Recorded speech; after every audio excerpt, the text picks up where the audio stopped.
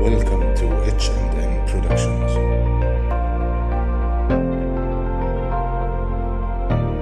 السلام عليكم. طبعا زي ما حضراتكم طلبتوا مني في التعليقات ان انا انزل فيديو نشرح فيه ازاي تسجل علشان تاخد لقاح الكورونا. فاول حاجه بندخل على جوجل، نكتب فيها تسجيل لقاح كورونا، وندخل على اول لينك اللي هو اسم الموقع اللي كنت مديهولكم في الفيديو اللي فات.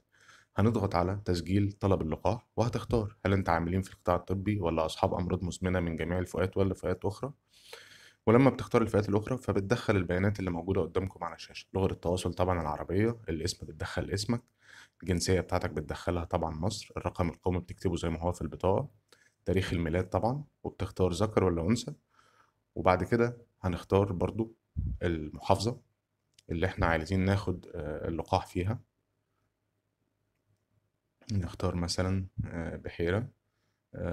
طبعا انت بتختار حسب المكان اللي انت تبعه، وبرضو الاسم او المركز اللي انت عاوز تاخد اللقاح فيه هو ده اللي انت بتختاره، اللي تبعك المكان اللي انت موجود فيه، وبتحدد هل انت بتعاني من اي امراض مزمنة ولا لا، الوظيفة بتاعتك ايه.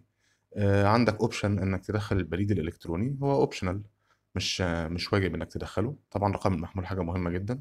خلينا ندخل اي رقم تليفون هنا وبنقول له ارسال. طبعا لو البرنامج مرتبط بواتساب بتعلم على المربع ده، هيقوم باعت لك رسالة على تليفونك. أول ما الرسالة دي ما توصلك هتقوم مدخل رمز التحقق في المكان اللي موجود قدامك ده. طبعا رمز التحقق وصل ودخلناه هنا، وعندك اوبشنات اختيارية انك تحط تليفون ارضي او انك تحط رقم محمول اخر. بعد كده هتعمل استكمال. برضو عندك اختياري انك ترفع صورة البطاقة بتاعتك، وممكن ما ترفعهاش، مفيش مشكلة، هو كاتب لك جنبها ان هي ايه، اختياري. فبعد كده هنعمل استكمال، ودي الإقرارات. بتقر إن أنت قريت بقى كافة البيانات على الموقع المتعلقة باللقاح، وإن البيانات اللي أنت مدخلها كلها صح، وإنك موافق إنك تاخد جرعتين من اللقاح في المواعيد المحددة اللي هيقولوا لك عليها. طبعا أول ما بتختار بيقول لك تم تسجيل الطلب، وبيدي لك رقم.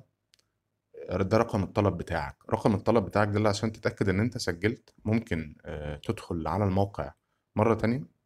هتحتفظ بالرقم ده. طبعا الكود ده ما تضيعهوش خالص، لان ده الرقم اللي انت هيتحدد لك بيه الميعاد. ولو دخلت على الموقع تاني وضغطت على متابعة حالة طلب اللقاح، ودخلت الكود اللي احنا لسه شايفينه من حالا ده، لو دخلت الكود بتاعك ودخلت برضو ايه اخر 4 ارقام من البطاقة بتاعتك اللي انت كنت مسجلها برضو وانت بتسجل، وكنت ضغطت على استفسار، هنا هيقول لك تم التسجيل.